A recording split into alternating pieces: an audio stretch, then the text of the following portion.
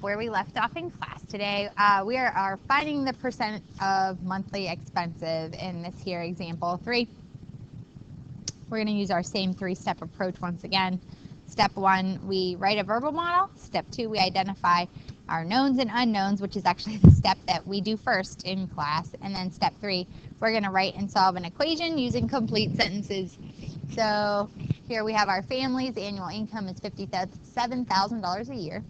And the following monthly expenses are what they have. Their mortgage is $1,100. The car payment is $375. Food costs $295 for the month, and utilities is also $240 for the month. Then we have credit cards, that's $220 a month. It says the total value of the monthly expenses represents what percent of your family's annual income. So we're supposed to figure out the percentage on a monthly basis of our expenses for the annual income. So we're going to go ahead and get started with that. The first thing I like to do, of course, just like we did in class today, was to identify what we know and what we don't. So I see a bunch of expenses listed there at the very beginning of the problem. Expenses. And then I also see that we have an annual income to help us pay these expenses.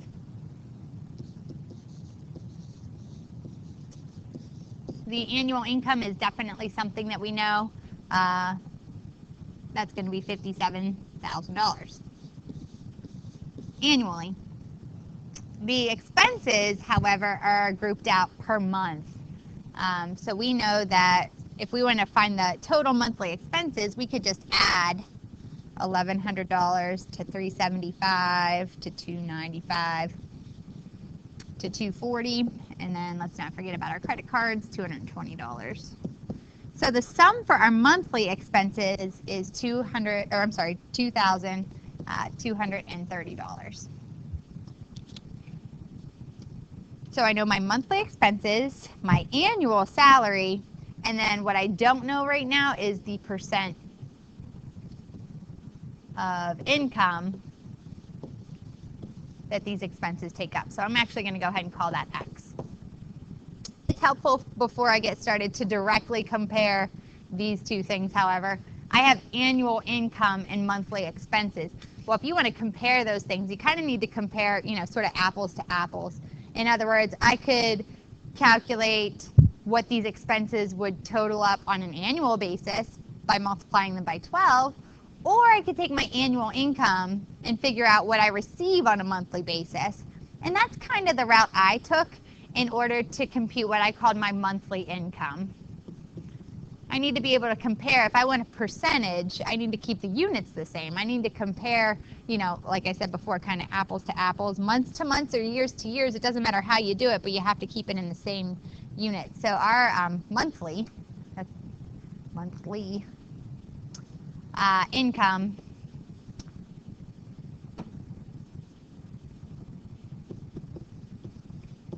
actually works out to be like 57,000 divided by 12, because there's 12 months in a year.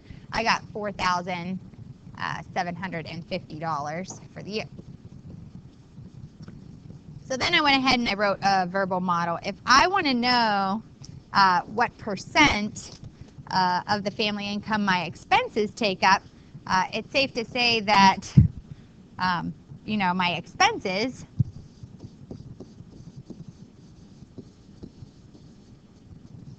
will equal a percent of my monthly income. So this is how I'm writing my verbal model. So my monthly expenses, no less, will be a percent of my monthly income. Hopefully it's not like more than 100%, because then, well, hey, my expenses are more than I make. And, that's a recipe for disaster. So with that, I can go ahead and use this verbal model to write an equation. So the first block I see here is my total monthly expenses. And my monthly expenses in this case totaled up to $2,000. $230. And we're trying to figure out the percent X that is of my monthly income. Of in math class, again, means to multiply. So that's why I swapped that out for a multiplication symbol. And then to figure out the percent, well, hey, we just divide both sides by 4,750.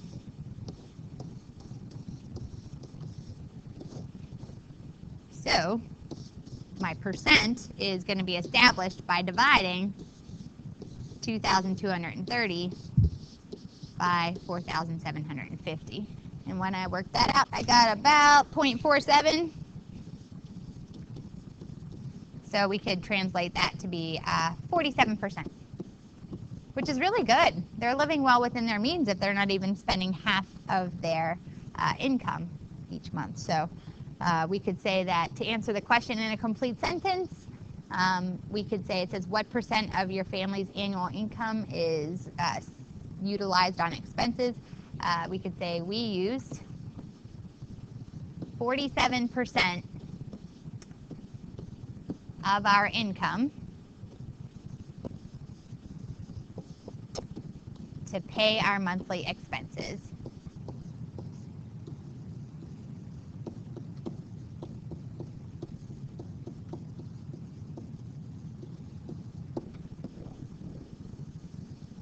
Me circling my final answer there for you. Okay, so that's example 3.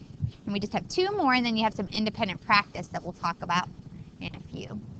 Okay, example 4, it says find the dimensions of a room.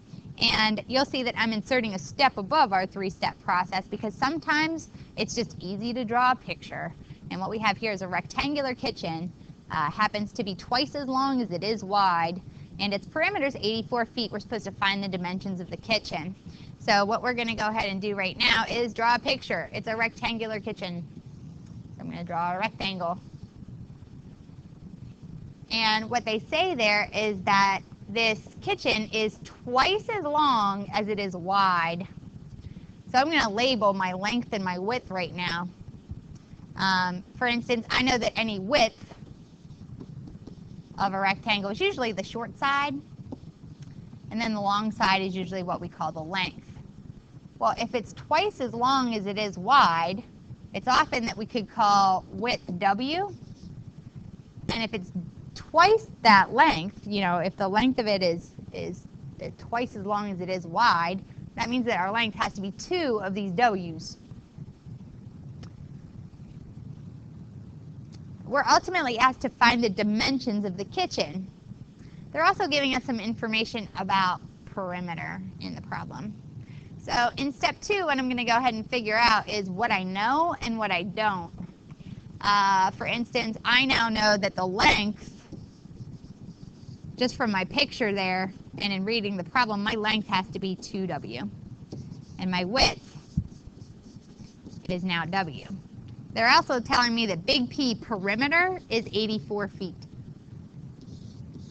And in case you forgot what perimeter was, perimeter, quite frankly, is just the distance around the kitchen. So right there, that rectangle that I just traced in highlighter. So we're trying to, or what we're given rather, is that that thing that I just highlighted in yellow totally adds up to 84 feet. More commonly, we do have a formula for perimeter. It's common that we'll say perimeter is actually 2 of the lengths plus 2 of the widths, which actually leads us ever so nicely into our verbal model. Before we do that, what we don't know in the problem has already been kind of clarified. We have some variables in the problem. So as far as listing out everything that we know and everything that we don't, this kind of sums it up here. So we know that our length is 2W, our width is going to be W, the perimeter is 84 feet, and then we have 2 lengths and 2 widths put together to make the perimeter. So our verbal model is just that the perimeter, or the distance around the object, is equal to 2 lengths and 2 widths. You have to have, for a perimeter, 2 lengths and 2 widths. So in this last example, or in this last step rather, we can go ahead and just take a minute to use our verbal model to write a formula. So if we know that perimeter is 2 lengths and 2 widths, we're going to do a little substitution. We just said that a length is 2W. So what I'm going to go ahead and do, where I see the length, I'm going to put in 2W.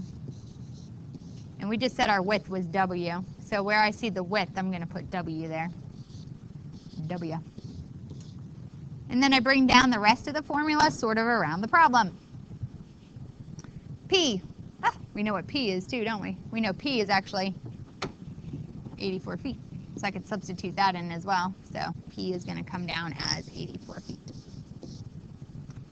All right, now what I'm going to go ahead and do is bring down the rest of my equation. So I bring down my equal sign, got to bring down my 2, got to bring down my plus, got to bring down my other 2. And now it's a good old equation like you might have had on your quiz. On your quiz, you know, we execute a 3-step process when we're trying to solve for a variable. So it's like we have 3 steps inside our 3 steps today. Woohoo! So you got to simplify the left and right side of the equal sign. This 84 stays put. 2 times 2W. That's 4W. And 2 times W is just 2W. And then I have like terms there.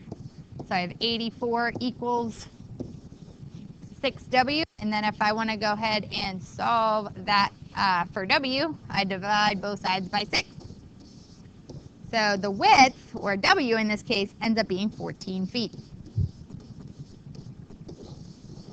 But we're not done yet because it says, what are the dimensions of the kitchen? So we also have to find the length. We know that the length was actually just 2 of these W's. So I could take my value for W and sub it in. If my width was 14 feet, I can replace W with 14. And so you get 28 feet for your length. We write that as a sentence. You could say the width of the kitchen is going to be 14 feet and the length of the kitchen is 28 feet. So you want to make sure you include your sentence. If you need to pause now to write that out, it's not a bad idea. You could just hit your space bar and that'll do it for you. So we write our answers as a sentence. Next example here, we're going to estimate some travel time. It says a plane is flying nonstop from Portland, Oregon to Atlanta, Georgia. The distance between the 2 cities is about 2,170 miles. After 3 hours in the air, the plane flies over Topeka, Kansas, which is a distance of about 1,440 miles from Portland. It says, assuming the plane flies at a constant speed, how long will the entire trip take? And they give us a hint, which is super helpful. We know that the distance is going to equal the rate times the time. So there's a bunch of things that I'm going to go ahead and write about in this problem with regards to information that they give you. For instance, we know that the total distance for the trip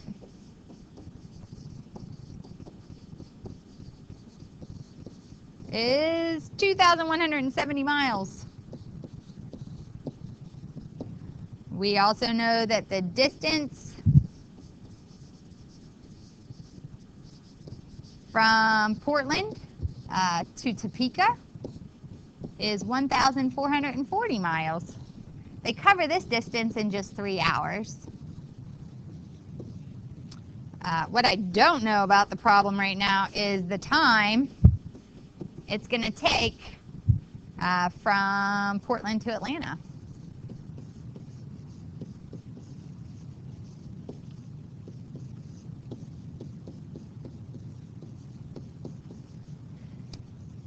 To write my verbal model, I'm going to use their hint. Distance is going to equal rate times time. Well, if I want to find the total distance, I can actually find the product of the rate, or velocity at which it took me to fly from Portland to Topeka, and then multiply that times the time that it would take me to get from Portland to Atlanta. So I can use this distance equals rate times time idea in order to help me to figure out the time of my total trip. So I'm going to use the rate, but I'm going to steal the rate. I'm going to steal the rate from the distance from Portland to Topeka. So I'm going to do a separate little calculation to figure that out.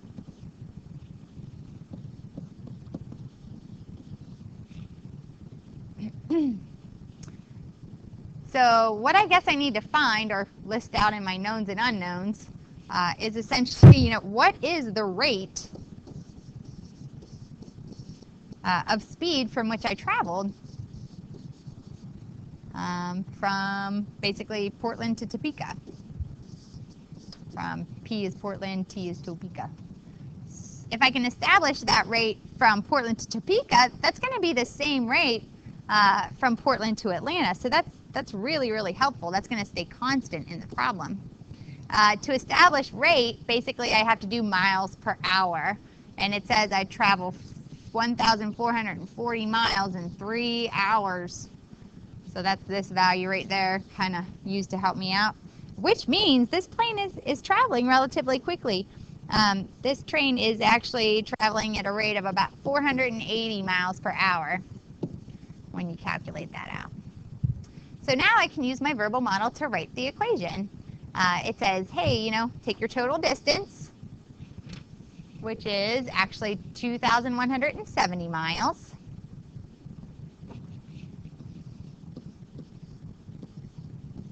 Set that equal to my rate from Portland to Topeka, which is, we just actually did that little calculation right there. So this will be my rate. So that'll equal 480. And I don't know what time is. So we call the time from Portland to Atlanta. We don't know what that is. That's one of our unknowns. I don't know what that is. That's going to be our time. So I'll call that time T. We could then go ahead and just solve for this time really easily by just dividing both sides by 480. So the time it's going to take us to travel from Portland to Atlanta is going to be about 4.5 hours when I divided that out. Pretty good flight. Okay, so now you get to practice. You're going to go ahead and press pause right now. I'm going to go ahead and post some answers to this particular set of problems, and then we can use this as a warm-up to talk about tomorrow, and then we'll do more problems together as a class. So yeah, you can go ahead and hit your space bar. You're going to want to pause, work out these 3 problems, and then yeah, come with questions tomorrow to class. We're going to do another day of this again tomorrow. Okay, so I did work out a couple for you. Here's our sentence that summarizes independent practice. Part A there. Not in a sentence, but there are the dimensions of this family room. And then lastly, we have the speed of our boat here. How long is it going to take? About 1 hour and 24 minutes to travel those 14 miles. So take a minute, jot those down. You can hit your pause button if you need to go back through some things. You can also look at the PDF file. If you need to jot a couple of notes down about those problems and say you missed one and you don't know what you did, you could go ahead and jot some things down.